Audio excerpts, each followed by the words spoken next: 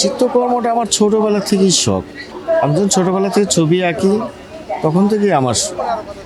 এবং এটার সাথেই আছি এবং এটার উপরে প্রশিক্ষণ নিয়ে এটাই কাজ করি আমি। আমি যে এলাকায় থাকতাম সেখানে একটা সিনেমা ব্যানার ছিল, ব্যানার কারখানা আর কি, যেখানে বড় বড় ব্যানার তৈরি করতো, পেন্টিং করা হতো। ওগুলো দেখতাম, দেখার পরে আমার খুবই শখ হতো যে আমিও যদি এরকম পেন্টিং করতে পারতাম।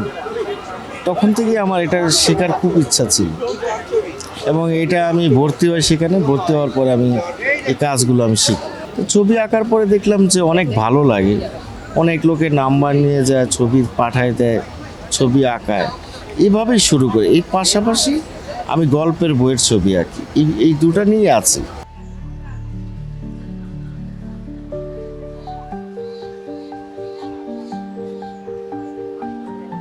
প্রাইস এখানে আমরা মূলত 600 টাকা 500 টাকা এর মধ্যে সীমাবদ্ধ। বড় একটা পেপার আছে, এটা 1000 টাকা নিয়ে অনেকে মাঝামাঝি দু একটা বড় ছবি আঁকায়, অনেকে 1000 টাকার ছবিটা, কিন্তু বেশিরভাগ ছবি 600 500 এই রেটে আঁকাচ্ছে সবাই। আমার স্টুডেন্ট আছে অনেক, আমি ড্রয়িং শিখাই, সারা বছর আমি ছবি আঁকা শিখাই, পেন্টিং করি, গ্যালারিতে কিছু ছবি টুকটাক দেই আমি, ওইভাবে আমার হয়ে যায় আর কি। ওই নেশার থেকে পেশা ছোটোবেলা থেকে আঁকতে ভালো লাগতো। যে ছোটোবেলা থেকে যদি থাকি তাহলে 20 বছর 25 বছর হয়ে গেছে। বেসিক্যালি আমি ল্যান্ডস্কেপ বেশি করি, ল্যান্ডস্কেপ, তারপর হচ্ছে মানুষের মানে অসহায়গ্রস্ত যারা থাকে ওসব সিন সিনারি, মানে ওসব পোর্ট্রেট ওগুলো আঁকি।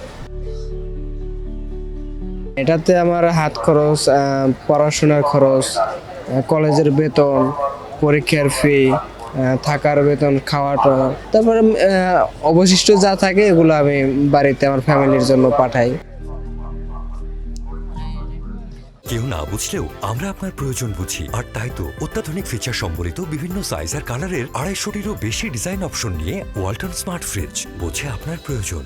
বাংলাদেশের প্রেক্ষাপটে ছবি আঁকাটা একটা আত্মঘাতী সিদ্ধান্ত এটা, হ্যাঁ আমি মনে করি, কারণ এটা এমন একটা পেশা, এখানে আমাদের দেশের মূল্যায়নভাবে হয় না। মূল্যায়ন পাচ্ছে যারা এখনো জায়গাটা ছাড়েনি, যারা সিনিয়র আর্টিস্ট, যারা লবিং করতে পারছে, হ্যাঁ মূলত তারাই এটা জায়গাটা পেয়েছে, সম্মানটা পাচ্ছে। কিন্তু শিল্পী তো শিল্পী, আসলে সবাই তো শিল্পী, তাই না?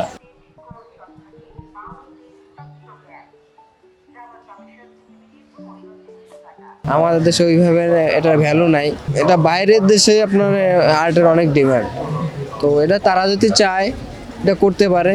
আমি তাদের দৃষ্টি আকর্ষণ করব যে আমাদের এই শিল্পটাকে বাঁচিয়ে রাখার বা এটা জাগ্রত করার একটা তারা যেন একটা মাধ্যম এটা যেন বের করে দেয়।